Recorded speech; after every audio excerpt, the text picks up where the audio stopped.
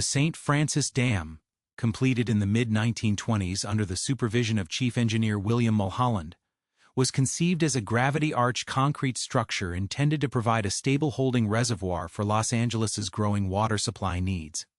The facility was located in San Francisco Canyon, a semi-arid tributary valley north of Los Angeles, where the topography presented a narrow constriction formed by a natural spur of bedrock on the western side and an elevated eastern abutment of schist. The design of the dam drew heavily on precedent from the recently completed Hollywood Dam, replicating its mass concrete form and curvature without conducting formalized site-specific structural calculations. The primary design premise relied on the inherent weight of the concrete to counteract hydrostatic forces from the impounded water, with the assumption that the abutment bedrock could adequately transmit load and maintain stability under static and slowly rising reservoir conditions. Construction began in 1924 with an initial design height of 56 meters, which was later increased by 6 meters through a vertical extension at the crest, bringing the total height to 62 meters. This modification increased the horizontal stress at the base and reduced the overall factor of safety with respect to both sliding and rotational stability. Foundation preparation involved excavation of weathered rock to varying depths of 1 to 4 meters, with a cut-off trench intended to function as a shear key under the upstream wall. Drainage provisions consisted of relief wells primarily located beneath the central section of the dam. These did not extend beneath the abutments. Notably, there was no internal inspection gallery or drainage tunnel, and no grout curtain was installed beneath the dam to control seepage. The decision to limit drainage measures rested on the presumption that the abutment rock was sufficiently homogeneous and competent to resist hydrostatic uplift pressures, despite contemporary geotechnical knowledge suggesting the importance of comprehensive drainage under such conditions. The eastern abutment consisted of Pelona schist, a metamorphic rock with pervasive schistosity, cross fractures, and planes of weakness aligned nearly parallel to the valley slope. Historical surveys of the area had documented this rock as prone to sliding along its foliation and fracture planes, and an ancient landslide was known to occupy the lower portion of the slope.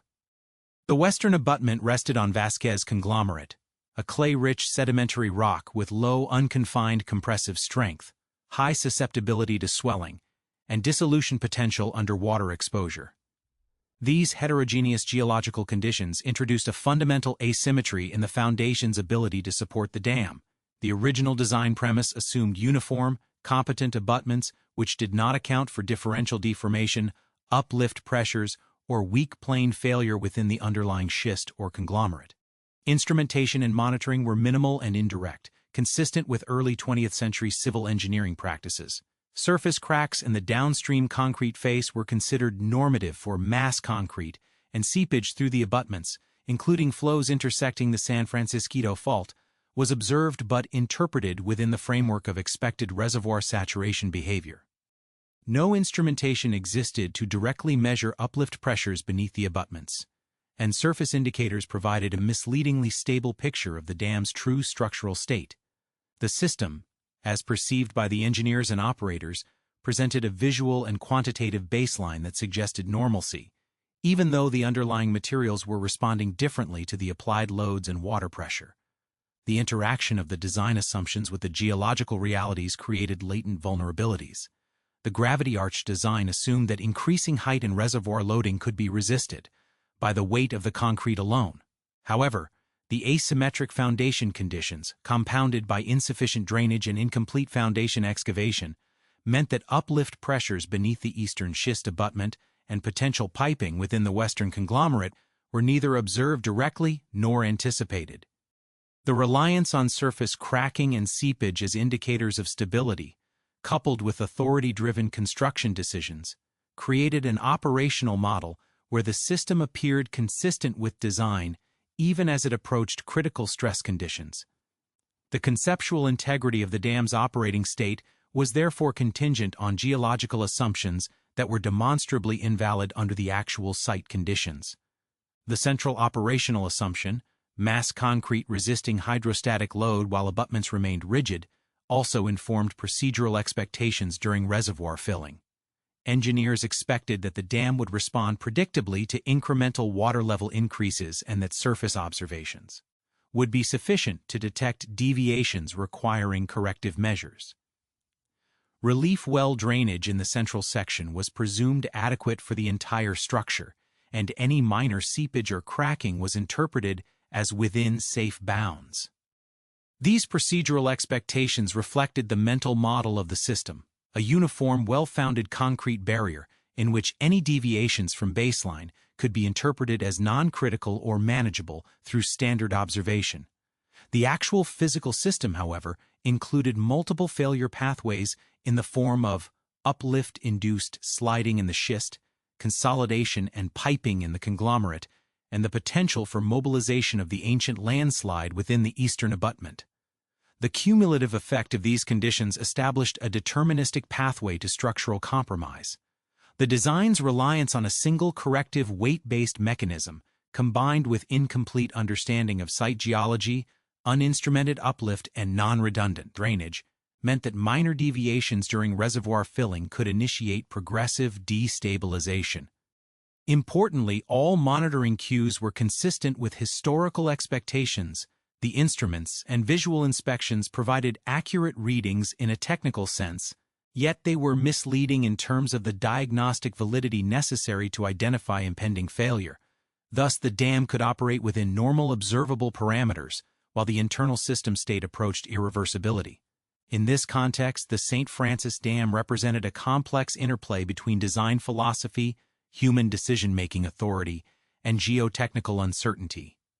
The dam's apparent stability during incremental filling masked the underlying structural risks introduced by asymmetrical abutment properties and inadequate foundation treatment.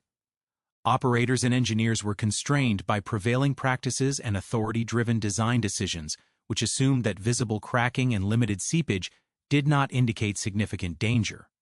The foundational assumption that competent rock and central drainage were sufficient to maintain overall stability was violated by the heterogeneous conditions at the site. Consequently, the dam embodied a system whose observable state did not correspond to its true structural integrity, creating a latent path to failure that would only become apparent once external forces, principally hydrostatic uplift and landslide mobilization, exceeded the inadequate safety margins embedded within the design. This analysis identifies the critical structural assumptions: uniform, competent abutments, sufficiency of central drainage, predictability of mass concrete behavior under hydrostatic load, and the reliability of surface observation as a diagnostic tool. Each of these assumptions was technically rationalized at the time, but structurally contingent on conditions that were violated in situ. The stage was therefore set for a failure sequence in which observed indicators and procedural actions would be internally consistent with operator expectations, yet progressively ineffective at preventing catastrophic compromise. The physical system, driven by its own weight and water pressure, contained latent energy paths that could not be arrested by any procedural intervention grounded in the original mental model. In this respect, the St. Francis Dam's collapse was not a matter of chance or mismanagement, but the structural consequence of embedded design assumptions operating on a site whose properties invalidated them. The forensic implication is clear. The system was functionally deterministic in its failure once these assumptions were breached, even though monitoring and operator actions adhered entirely to contemporary standards. The central question emerging from this analysis is how a set of technically correct observations and operational procedures can create the illusion of stability while the system is, by its own physical and geological parameters, progressing toward unavoidable structural collapse.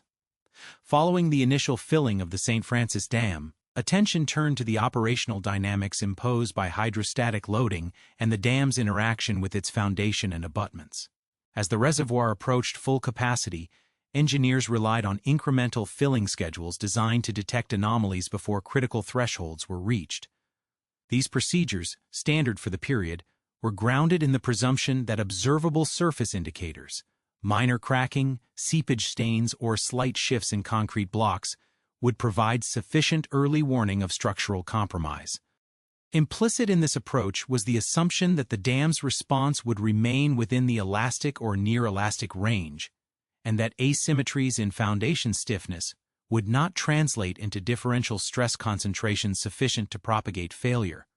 Empirical observations during early impoundment cycles suggested the dam behaved normally. Downstream face cracks appeared along vertical and diagonal planes, but were interpreted as standard shrinkage and thermal contraction patterns common in mass concrete construction. Seepage along the eastern abutment and through minor fractures in the Polona schist was noted, yet these flows were comparatively modest, did not visibly erode the foundation, and were not perceived as indicative of large-scale instability. In the western abutment, percolation through the Vasquez conglomerate produced minor turbid flows that were dismissed as transient responses to reservoir elevation changes rather than harbingers of progressive internal erosion or piping. The engineering team led by Mulholland maintained a cognitive framework in which minor anomalies were inherently non-critical, reinforcing confidence in the structure's overall stability. However, underlying these operational perceptions were complex, interacting geomechanical processes. The Polona schist, with its pronounced foliation planes aligned nearly parallel to the valley slope, had limited shear resistance when subjected to lateral hydrostatic pressures. Progressive saturation from impounded water-induced creep and microsliding along these planes, generating gradual displacement at the base of the eastern abutment. This movement was subtle, occurring within the measurement noise of visual observation, and thus remained undetected in the absence of precise instrumentation. Concurrently, uplift pressures beneath the central mass of the dam were transmitted unevenly into the heterogeneous conglomerate of the western abutment.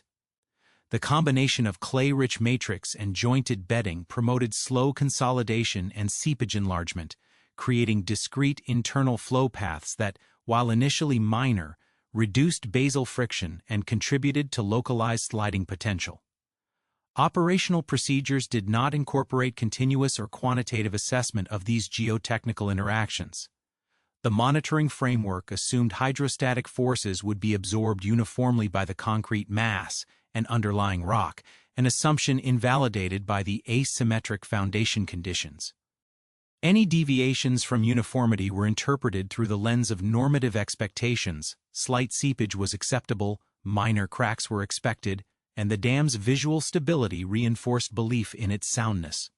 Thus, the organizational model conflated the system's observable performance with structural adequacy, a critical mismatch that effectively blinded operators to the progressive destabilization occurring at depth. Throughout this period, a critical human factor was the authority-driven confidence in design precedent. Mulholland's personal oversight and prior success with Hollywood Dam created a professional environment in which his judgment was rarely questioned. Engineering staff deferred to his assessments, and minor geotechnical uncertainties were subordinated to operational expedience.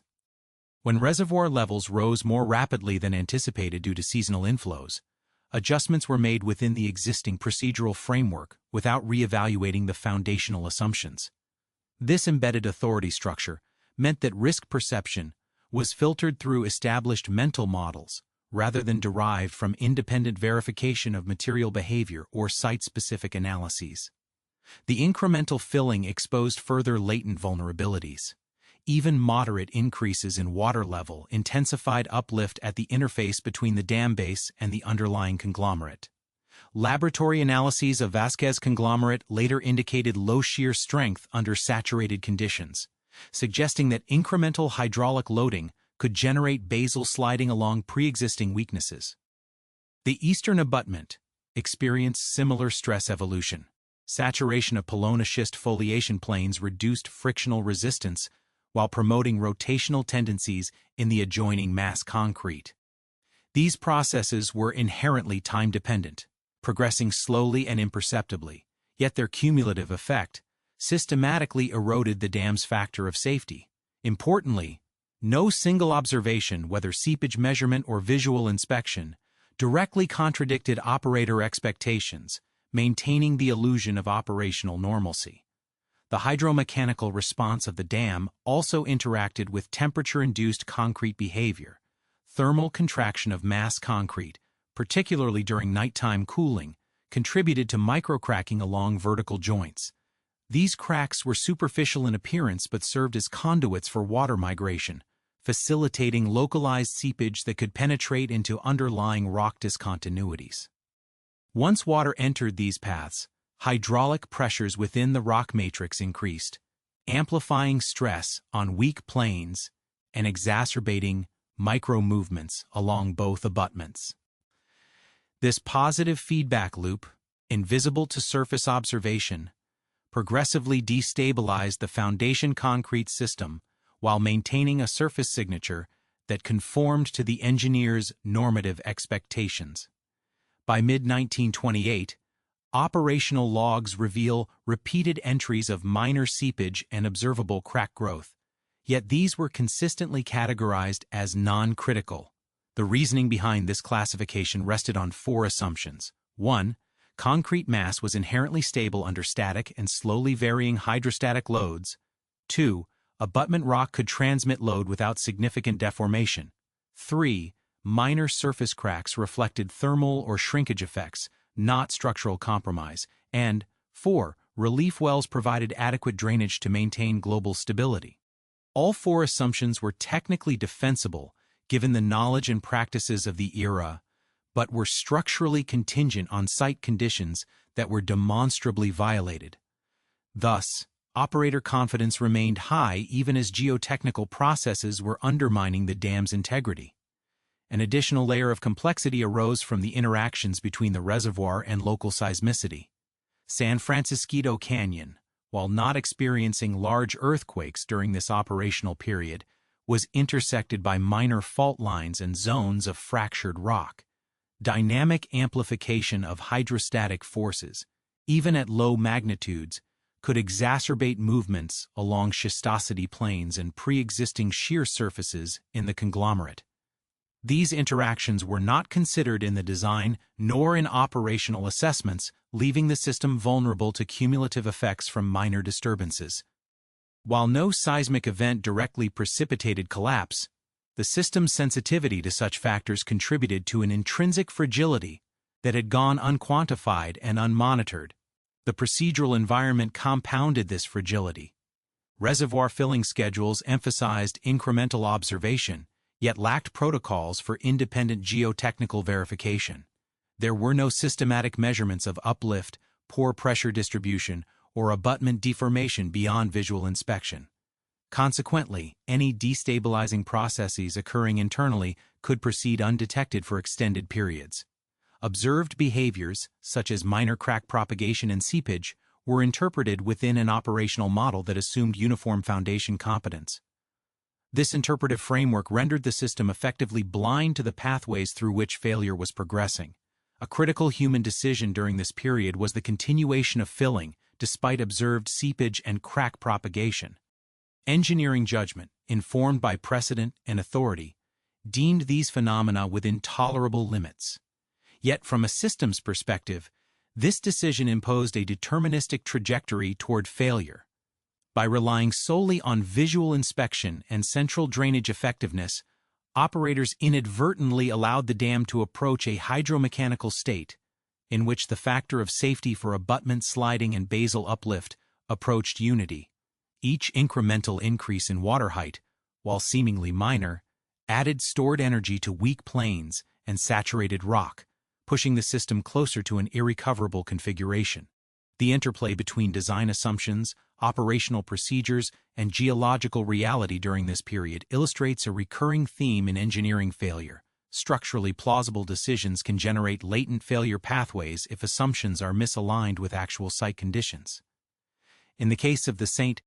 Francis Dam, the decision to treat minor cracks and seepage as non-critical, combined with incremental filling and reliance on limited drainage, created a system state in which multiple failure modes were simultaneously approaching activation thresholds.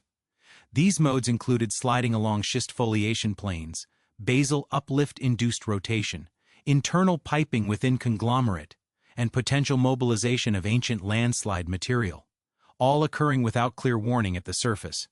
The evolving system understanding, informed by both operational logs and subsequent forensic analysis, demonstrates the divergence between perceived and actual stability. Operators acted logically based on their observations and the engineering knowledge of the time. Yet the physical system was simultaneously moving toward a multimodal failure state, highlighting the inherent risk in equating surface indicators with structural sufficiency in heterogeneous geotechnical conditions. The St. Francis Dam thus exemplifies a scenario in which incremental, authority-approved operational decisions, when combined with unrecognized site-specific vulnerabilities, create a deterministic pathway to catastrophic collapse. The hydrostatic pressures at the base of the dam had been gradually increasing with successive reservoir fills. Engineering calculations at the time, primarily based on gravity dam theory and precedent from other mass concrete structures, assumed that the abutments would remain essentially rigid and that load transmission into the foundation would be evenly distributed. This assumption, however, was invalidated by the highly heterogeneous nature of the site geology. The Pelona schist of the eastern abutment exhibited pervasive foliation plains, sub-horizontal shear zones, and localized weathered zones that reduced its shear strength. Laboratory testing, conducted post-collapse, indicated that saturated schist could sustain only a fraction of the lateral forces predicted under the original design assumptions. Concurrently, the Vasquez conglomerate of the western abutment, composed of clay-rich layers and water-soluble constituents, displayed low unconfined compressive strength and high susceptibility to consolidation under repeated loading. As water levels rose incrementally, both abutments began to deform in ways that were imperceptible at the surface. Microsliding along schist foliation planes initiated slight rotational movement of the concrete mass near the eastern abutment. The conglomerate on the western side underwent minor consolidation and internal piping, leading to localized reductions in basal friction. These deformations were below the detection threshold of surface monitoring techniques available at the time. Visual inspections continued to report the dam as stable, and minor seepage was recorded but interpreted as within tolerable limits. Here, the interaction between hidden geotechnical processes and observational procedures created a false sense of security. The dam's observable state appeared consistent with expectations, yet internal stresses were approaching critical levels. Instrumentation at the time was rudimentary. Relief wells were concentrated beneath the central portion of the dam, and no systematic measurement of uplift pressures under the abutments existed. Cracks in the downstream face were logged, but these were considered typical of thermal and shrinkage effects in mass concrete. The absence of internal galleries or instrumentation to measure subsurface water pressures meant that the engineering team was effectively blind to the progressive loading of weak zones within the foundation. Consequently, operational decisions were made under the assumption that the dam's response, as observed externally, accurately reflected the internal structural state. This assumption would prove catastrophically incorrect. Hydromechanical interactions played a critical role during this period. Seepage through the western conglomerate, initially minor, began to enlarge fissures and create preferential flow paths. This process initiated internal piping, where water movement progressively removed fines from clay-rich layers, reducing effective stress and basal shear resistance. On the eastern side, saturation of schist foliation planes reduced interlayer friction, allowing micro-rotational movement. The combination of these processes created an asymmetric stress distribution in the concrete mass. Lateral resistance on the eastern abutment decreased while uplift on the western abutment increased. This asymmetry directly conflicted with the design assumption of uniform load transfer and rigid abutment support. The gravity arch concept relies on a combination of arch action, self-weight, and friction at the foundation to resist hydrostatic pressures.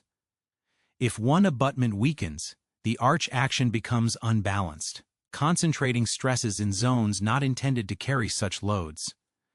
In the St. Francis Dam, the gradual weakening of the eastern and western abutments produced precisely this scenario.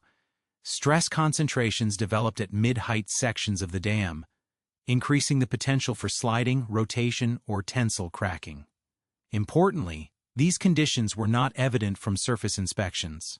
Operational logs from the period indicate repeated observations of minor seepage and superficial cracking. with comments characterizing these as non-critical. For instance, seepage along the eastern abutment was described as slight and consistent with prior readings. Cracks on the downstream face, particularly along vertical joints, were logged but attributed to concrete shrinkage and thermal effects. Each entry reinforced the mental model that the dam was performing as expected. From a human factors perspective, this illustrates a classic confirmation bias. Engineers and operators filtered observations through a lens shaped by prior success and authority, thereby underweighting subtle indicators of geotechnical compromise. The decision-making framework also emphasized continuity over recalibration. Once reservoir filling procedures were established, and the structure was observed to respond normally, deviations were interpreted conservatively. No extraordinary investigative measures were implemented to assess subsurface conditions, despite repeated seepage reports. The belief in the sufficiency of central drainage and the competence of abutment rock constrained the range of considered responses. Any recommendation for additional drainage measures, excavation, or structural reinforcement was effectively ruled out by the embedded assumption that the system was fundamentally sound. This organizational mindset exemplifies a key failure of institutional design. When operational confidence is tied to authority and precedent, subtle but structurally significant signals can be systematically discounted. The evolving stress state of the dam was further influenced by hydrological variability. Seasonal rainfall events contributed additional hydrostatic load, while variations in water temperature induced minor thermal expansion and contraction cycles. These effects were small in magnitude, but had the cumulative effect of modulating micro-stresses at critical interfaces. In particular, minor thermal cycling could open and close micro-cracks along foliation planes and joints in the conglomerate, promoting seepage and the progressive migration of fines. Such time-dependent processes were not incorporated into contemporary design calculations, leaving the dam vulnerable to gradual, unobserved weakening over months of operation. Post-incident forensic analysis revealed that the eastern abutment's schist had developed measurable displacement and rotation, while the western conglomerate exhibited localized zones of basal erosion and reduced shear resistance. These findings confirm that failure mechanisms were initiated well before the dramatic collapse, occurring incrementally under conditions considered acceptable at the time. In effect, the dam had entered a critical pre-failure state, the factor of safety. Although still nominally above unity according to contemporary calculations, had been eroded by unrecognized geotechnical processes, leaving the system highly sensitive to incremental load increases. Another contributing factor was the interdependence of failure modes. Uplift-induced rotation on one abutment increased stress on the opposite abutment, which was simultaneously undergoing basal weakening. This coupling created a positive feedback loop. Deformation on one side accelerated instability on the other. Such interactions were not considered in original design logic, which treated abutment behavior as independent and uniform. By the time the dam approached full reservoir level, these coupled mechanisms had created a near-critical system state in which a relatively minor perturbation, such as an additional water inflow or localized increase in seepage, could trigger full-scale failure. The human factor dimension also intensified the system's vulnerability. Engineering staff were conditioned to expect predictable responses based on precedent, and authority structures reinforced confidence in initial design assumptions. Warnings embedded in the data, such as incremental increases in seepage and widening cracks, were perceived as routine rather than extraordinary. Cognitive inertia, combined with limited observational instrumentation, prevented timely re-evaluation of the dam's structural integrity. Even where observations were quantitatively inconsistent with prior expectations, these inconsistencies were rationalized within existing operational mental models rather than prompting systemic analysis or corrective action. This stage in the dam's operational history demonstrates the interplay between design assumptions, site heterogeneity, and organizational dynamics. The gravity arch structure, when considered in isolation, appeared technically sound. Yet the combination of asymmetric abutment behavior, inadequate drainage, incremental hydrostatic loading, and reliance on superficial observation created a system in which failure pathways were both latent and deterministic. The operational model, observation-driven, authority-mediated, and assumption-dependent, failed to capture the true physical state of the structure, illustrating the gap between perceived and actual stability. Furthermore, the analysis highlights the importance of redundancy in monitoring and the limitations of visual inspection alone. Surface indicators provided a partially accurate but incomplete picture. Without instrumentation capable of measuring uplift pressures, abutment displacement, or internal seepage dynamics, the engineering team was effectively blind to processes occurring within the foundation. The resulting mismatch between monitoring capability and system complexity constitutes a core lesson in forensic engineering. The absence of overt anomalies does not equate to structural safety when latent pathways to failure exist. In summary, during the period leading up to late 1928, the St. Francis Dam operated in a pre-failure state characterized by subtle but progressive geotechnical deterioration. The interplay between hydrostatic pressure, foundation heterogeneity, and operational decision-making created multiple interacting failure modes that were unobservable within existing monitoring frameworks. The design assumptions, uniform abutment competence, adequacy of central drainage, predictability of concrete response, were increasingly violated, yet procedural adherence and authority-driven judgment masked the true risk. The dam's apparent stability was therefore a misrepresentation of its underlying physical condition, setting the stage for catastrophic collapse once external or internal perturbations exceeded the eroding safety margins. This chapter establishes the critical concept that structurally sound decisions, made in accordance with contemporary engineering knowledge and standard operating procedures, can inadvertently guide a system toward irreversible failure when foundational assumptions are incompatible with actual site conditions. It also demonstrates the compounding effect of latent geotechnical processes, human cognitive biases, and incomplete instrumentation on the evolution of system risk, underscoring the deterministic nature of the pathway toward structural collapse. As the St.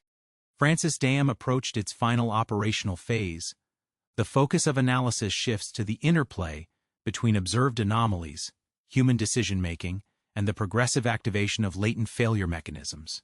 The preceding chapters established the foundational context, a gravity arch dam designed under assumptions of uniform abutment competence, sufficient central drainage, and the predictability of mass concrete behavior under hydrostatic load.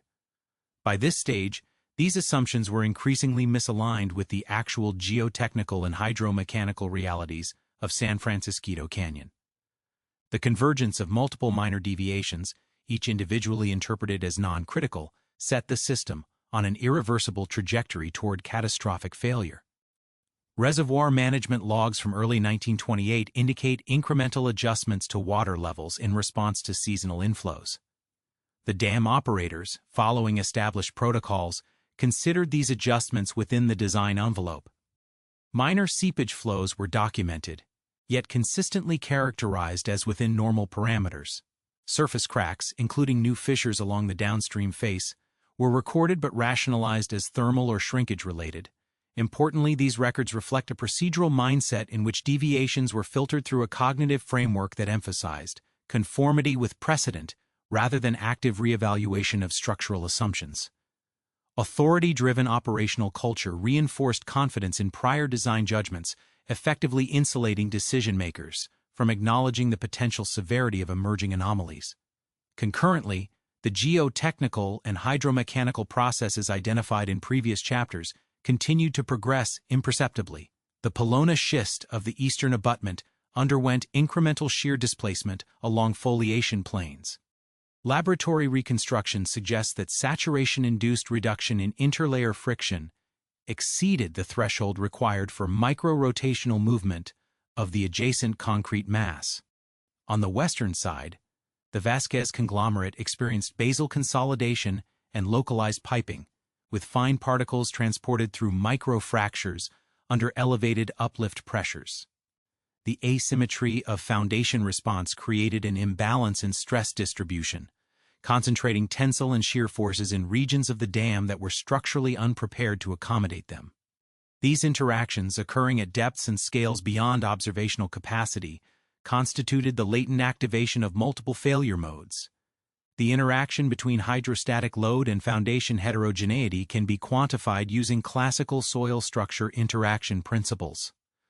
Uplift pressures beneath the dam are transmitted unevenly due to variability in permeability and stiffness of foundation materials. On the eastern side, reduced shear resistance in the schist allowed for partial rotation, transferring additional horizontal stress to mid-height sections of the dam. On the western side, seepage-driven erosion within the conglomerate decreased basal friction, further amplifying rotational tendencies. The result was a coupled system in which deformation in one abutment accelerated stress accumulation in the other. This positive feedback loop exemplifies a critical aspect of failure evolution. Interaction effects can rapidly transform nominally stable conditions into a deterministic pathway to collapse, even under routine operational loads. Instrumentation limitations significantly constrained operational awareness. Relief wells were concentrated under the central dam section, providing partial but incomplete measurement of uplift pressures. No subsurface galleries or piezometers were installed to capture localized hydraulic conditions beneath the abutments. Surface cracking and seepage flows, while visible, offered only a superficial understanding of the evolving stress state. From a forensic perspective, this represents a classic diagnostic gap. Accurate measurements were available where they were least informative, while critical stress pathways remained unmonitored. Operators, interpreting observable indicators as reliable, continued to operate the dam under the assumption that these readings reflected global stability. Hydrological variability added another dimension of complexity. Seasonal rainfall events and minor storm inflows increased reservoir levels temporarily, while diurnal and seasonal temperature fluctuations induced thermal expansion and contraction in mass concrete. These cycles promoted incremental crack propagation, allowing seepage to penetrate microfractures and reach underlying rock discontinuities. Once water entered these pathways, hydraulic pressures increased, progressively reducing shear strength and initiating localized failure mechanisms. Critically, these processes were cumulative and time-dependent, reinforcing the importance of continuous monitoring and the insufficiency of intermittent surface inspection. Human factors played a decisive role in shaping system response during this period.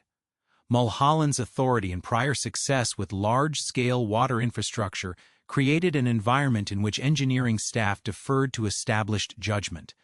When minor anomalies were observed, the default interpretation aligned with prior experience. Cracks were normal, seepage was tolerable, and foundation competence was assumed. This reliance on authority and precedent illustrates a systemic cognitive bias, wherein data inconsistent with mental models is discounted or reinterpreted to fit expectations.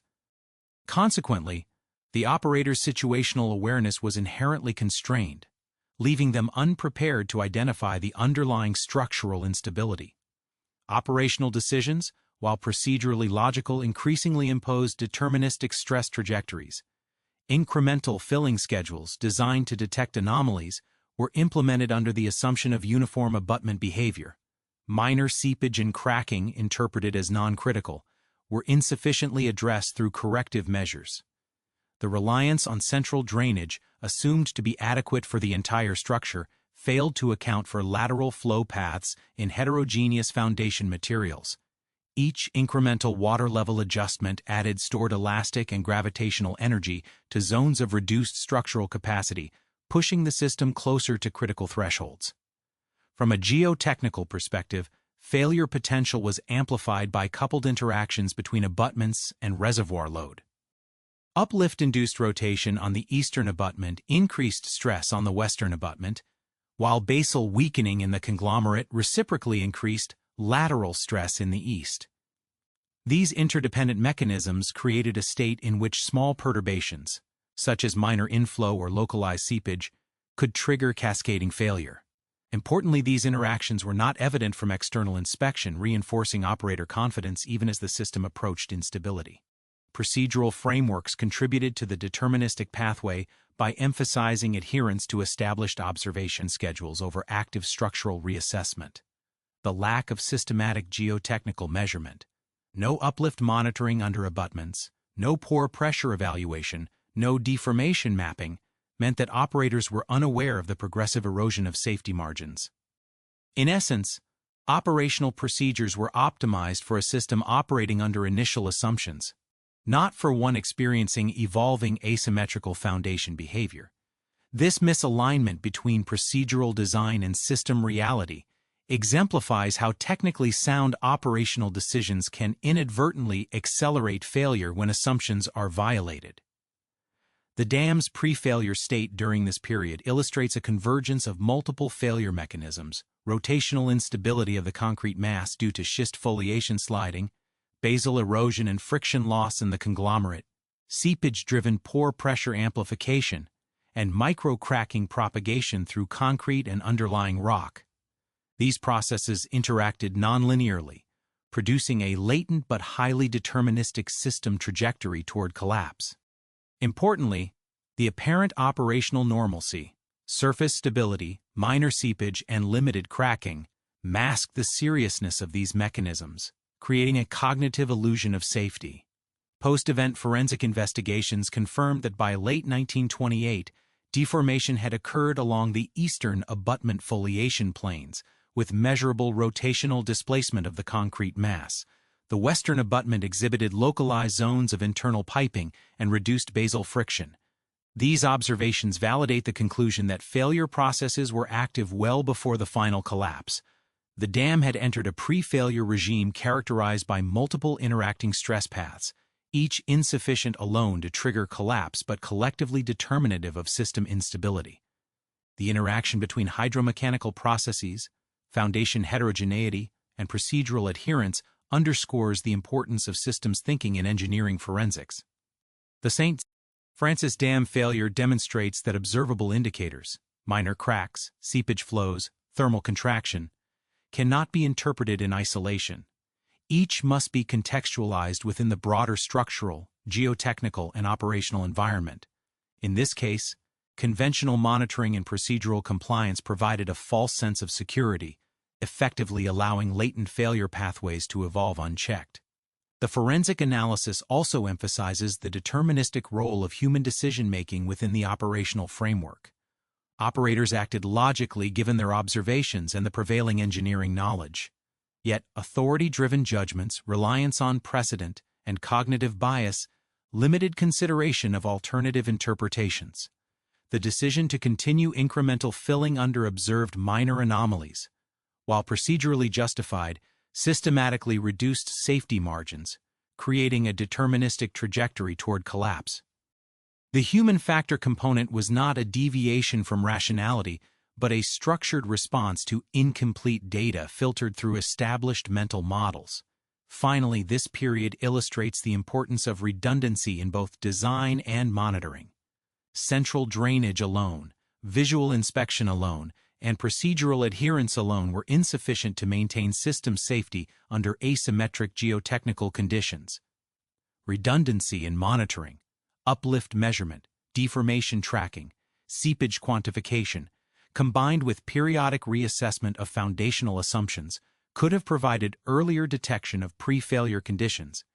In the absence of such redundancy, the system progressed toward collapse as a predictable outcome of interacting physical and procedural factors. By early 1928, the St. Francis Dam had entered a phase in which latent failure mechanisms were not only active, but increasingly interdependent.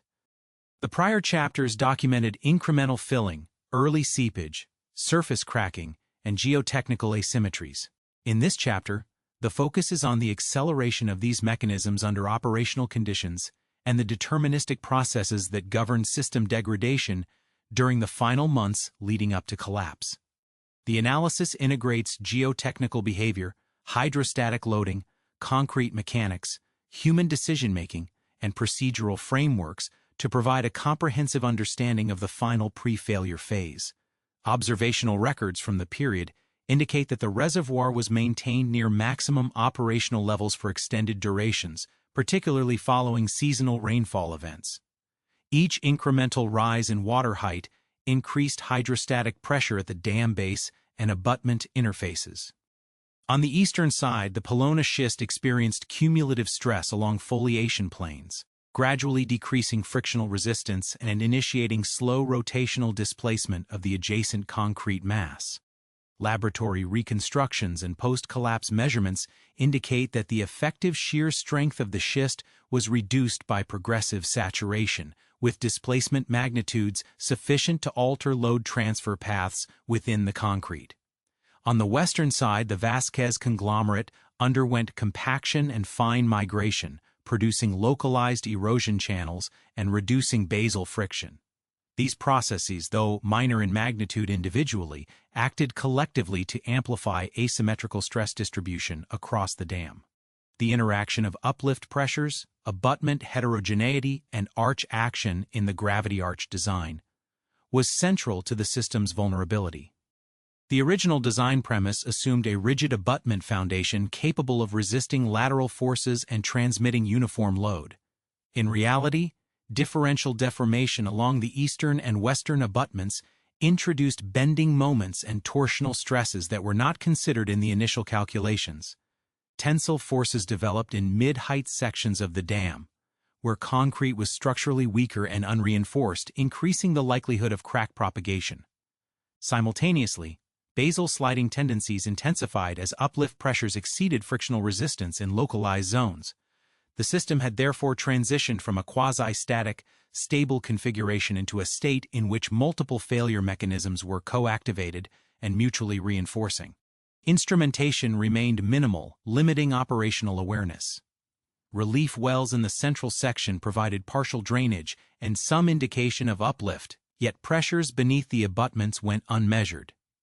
Surface cracks and seepage flows, although recorded, were insufficient to diagnose the complex interactions occurring within the foundation.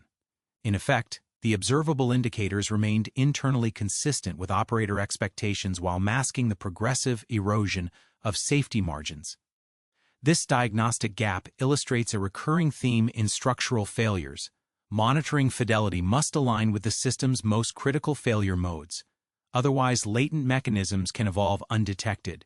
Operational logs show repeated notations of seepage along the eastern abutment and minor turbidity in western flows. Each instance was categorized as non-critical based on precedent and prior experience.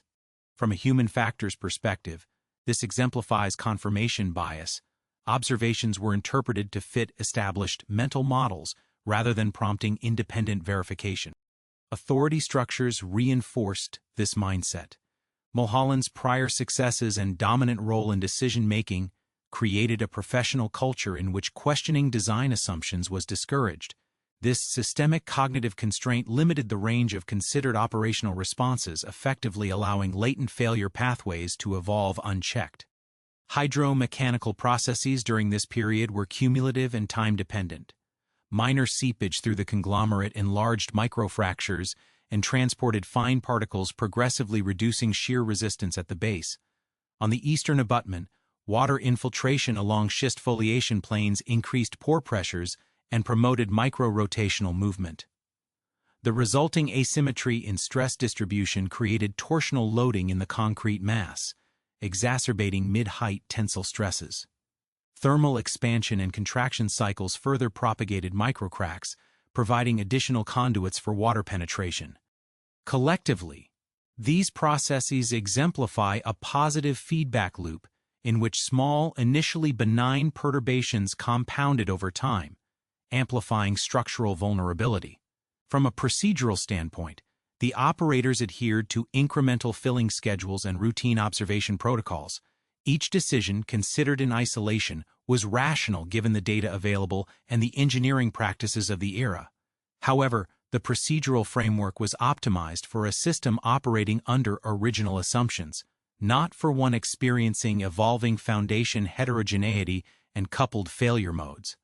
The deterministic nature of the failure pathway emerges from this misalignment. Technically sound decisions, applied within an inappropriate operational model, systematically reduced safety margins and accelerated progression toward collapse. Seepage dynamics illustrate this principle.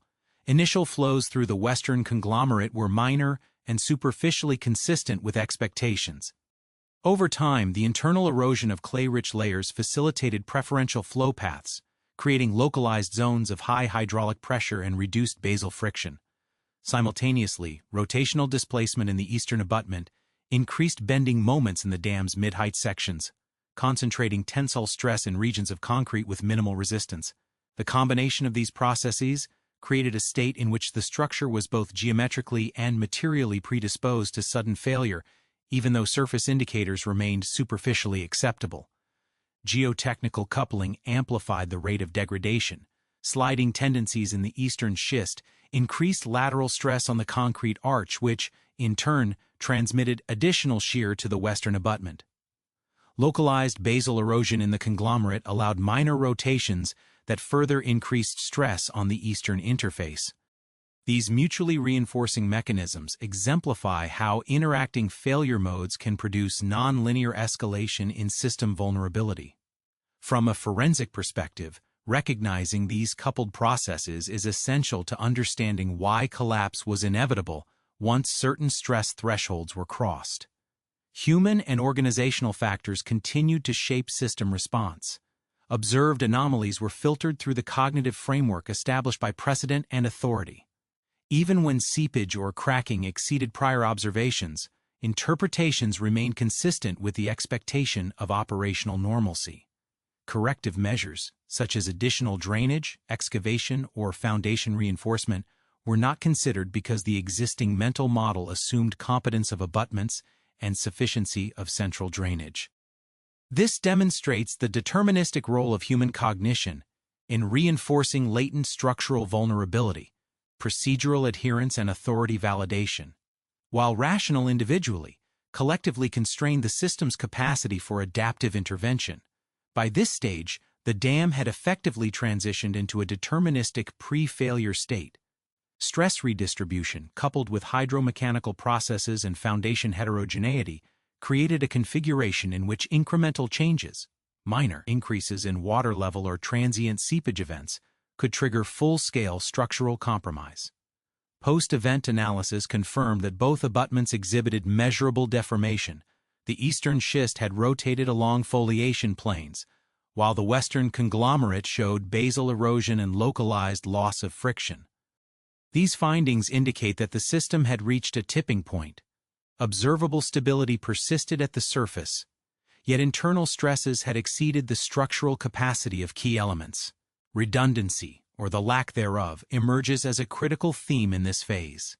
Central drainage, visual inspection, and procedural compliance taken together were insufficient to maintain structural integrity under asymmetric foundation conditions. The absence of internal instrumentation, such as piezometers or displacement gauges, prevented early detection of progressive failure mechanisms. Consequently, the deterministic pathway to collapse remained unobserved until the final event. This illustrates a fundamental principle in forensic engineering. Apparent operational normalcy can conceal critical vulnerabilities when monitoring systems are misaligned with the system's most significant failure modes. The cumulative effect of hydrostatic load, foundation heterogeneity, thermal cycling, and human decision-making demonstrates a system in which failure was both predictable and inevitable once assumptions were violated. Each incremental observation and operational decision, rational in isolation, contributed to the progressive erosion of safety margins. Coupled geotechnical mechanisms and positive feedback loops ensured that once the system entered a critical state, collapse would follow rapidly. Importantly, this trajectory was not apparent from surface indicators. Observable behavior remained consistent with operational expectations until the final stages.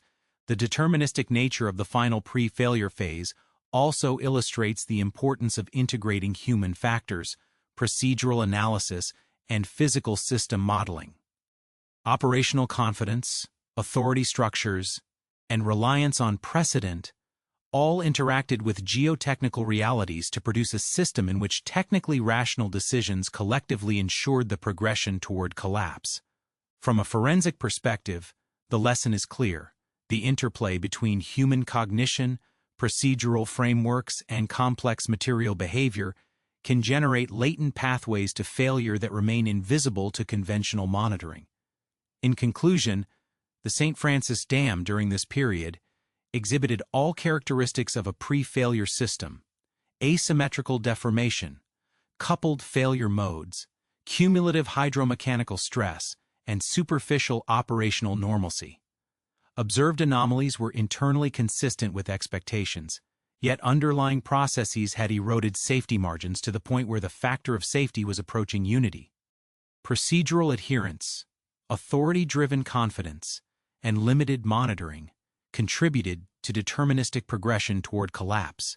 This chapter underscores the convergence of technical, geotechnical, and human factors in driving structural failure and highlights the importance of comprehensive monitoring, redundancy, and critical reassessment of assumptions in complex engineered systems.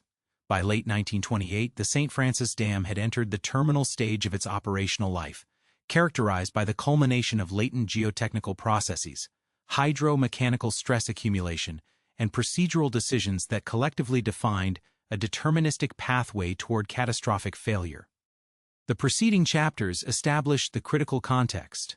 Initial assumptions regarding uniform abutment competence, sufficiency of drainage, and predictable concrete behavior under hydrostatic loading were progressively invalidated by the heterogeneous foundation conditions, cumulative seepage, microcracking, and coupled deformation mechanisms. In this chapter, the forensic focus is on the immediate pre-collapse period, the dynamics of structural failure initiation, and the post-event evidence that confirms the deterministic nature of the collapse. The reservoir remained near full capacity in early March 1928, with operational logs indicating steady water levels following incremental adjustments. Each increment in head contributed additional hydrostatic pressure at the dam base and interfaces, particularly stressing the already compromised abutments. The eastern Pelona schist, now saturated along foliation planes and subhorizontal fractures, exhibited progressive rotational displacement of the adjacent concrete mass. Post-collapse analysis indicates rotations on the order of centimeters at the base, sufficient to alter stress transfer patterns and increase torsional moments along mid-height sections of the dam. On the western side, the Vasquez conglomerate experienced intensified basal erosion, with microchannels formed by seepage and fine migration reducing friction and further destabilizing the base. The result was a pronounced asymmetry in structural response, one abutment rotating and the other weakening in shear, creating conditions for progressive stress concentration. Instrumentation, limited to relief wells beneath the central dam section and occasional surface inspections, was inadequate to capture these processes.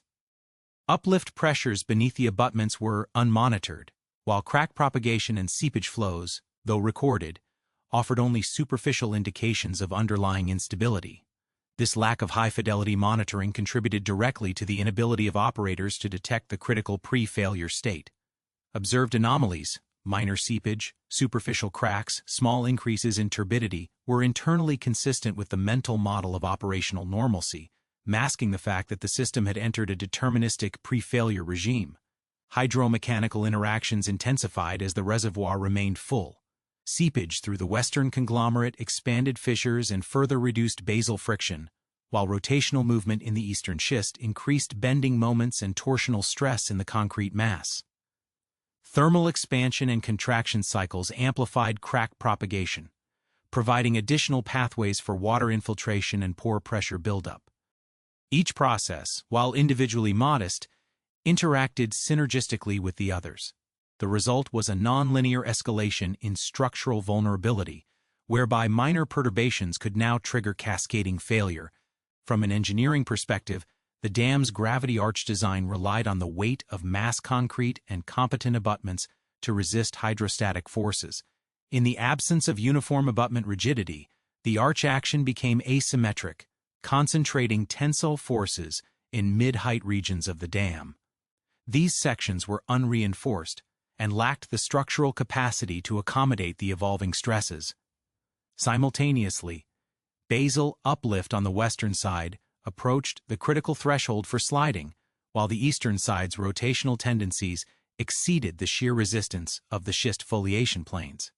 The system had reached a point at which any incremental increase in water pressure or further microdisplacement would trigger a rapid, self-propagating failure.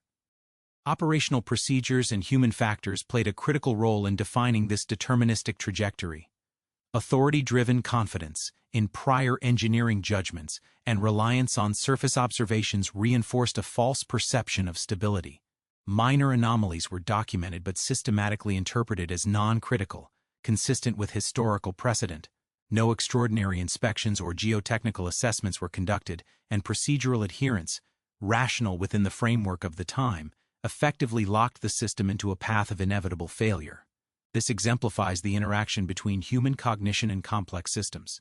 Technically sound decisions, when applied to a system in which foundational assumptions have been violated, can accelerate progression toward catastrophic collapse.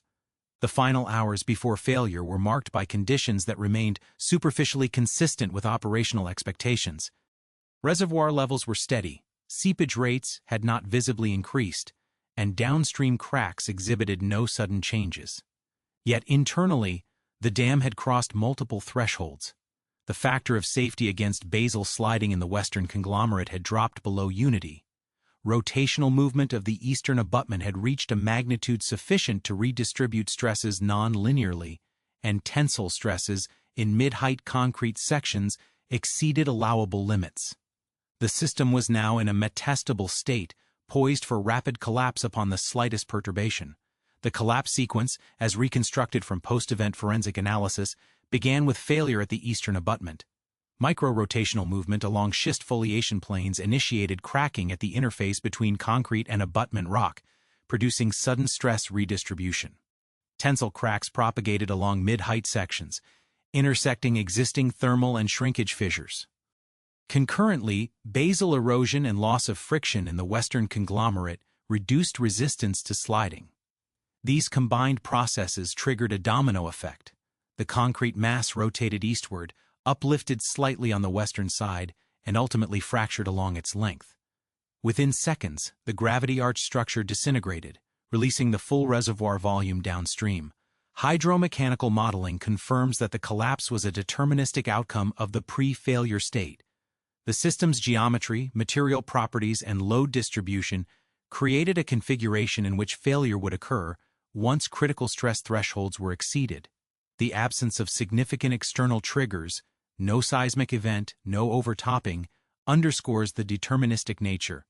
The failure was the result of intrinsic structural and geotechnical conditions combined with procedural and human factors rather than random or extraordinary external forces. Post-collapse surveys revealed widespread destruction along the San Francisco Canyon. Downstream debris fields corresponded to the volume and mass of the disintegrated dam, with concrete blocks displaced according to predicted stress trajectories. Seepage channels and scoured conglomerate deposits corroborated the pre-failure erosion patterns identified in earlier forensic reconstructions. The eastern abutment exhibited displacement consistent with rotational failure, while the western abutment displayed basal sliding consistent with reduced friction from progressive piping. These observations validate the deterministic failure pathway inferred from operational and geotechnical analysis. The dam's collapse was not a matter of chance, but the logical conclusion of interacting physical and procedural factors. From a human factors perspective, the collapse illustrates the limitations of authority-driven decision-making and observation-dependent monitoring in complex engineered systems. Operators acted logically within the constraints of available information and prevailing engineering knowledge. Yet the cognitive framework, reinforced by precedent and institutional authority, systematically filtered observations and constrained adaptive responses. Minor anomalies were interpreted as non-critical, and procedural adherence prevented intervention strategies that could have altered the failure trajectory. This interplay between human cognition and system dynamics exemplifies a fundamental principle in forensic engineering. Technically, rational decisions can produce deterministic failure when underlying assumptions are invalidated. The deterministic progression also underscores the importance of redundancy in monitoring and design. Central drainage, visual inspections, and routine operational procedures, while technically appropriate for uniform, competent abutments, were insufficient to detect or mitigate failure mechanisms in heterogeneous saturated rock. The absence of internal instrumentation, such as piezometers or displacement gauges prevented early recognition of metastable conditions. The collapse demonstrates that operational normalcy, when assessed using insufficient monitoring frameworks, can mask the development of critical structural vulnerabilities. Finally, the St. Francis Dam failure provides a compelling example of the convergence of technical, geotechnical, and human factors in catastrophic structural failure. The interplay between asymmetric abutment properties, hydromechanical stress accumulation, coupled deformation mechanisms, and authority-driven procedural adherence created a deterministic pathway to collapse. Observed surface behavior, minor seepage, superficial cracks, steady reservoir levels remained consistent with operational expectations, masking the internal degradation that made failure inevitable. Post-event evidence confirms that the system reached a pre-failure state weeks prior to collapse, highlighting the latent nature of the failure mechanisms and the limitations of early 20th century engineering monitoring and procedural design. In conclusion, the collapse of the St. Francis Dam was the predictable outcome of interacting deterministic processes. Design assumptions regarding abutment competence, sufficiency of central drainage, and predictable concrete response were invalidated by heterogeneous foundation conditions. Progressive hydromechanical processes, microcracking, basal erosion, and coupled deformation mechanisms systematically eroded safety margins. Procedural adherence, reliance on surface observation, and authority-driven cognitive bias reinforced operational normalcy and prevented timely intervention. The ultimate failure was not triggered by an extraordinary event, but emerged from the natural evolution of a system operating beyond the limits of its design assumptions. A convergence of engineering, geotechnical, and human factors that produced a deterministic catastrophe.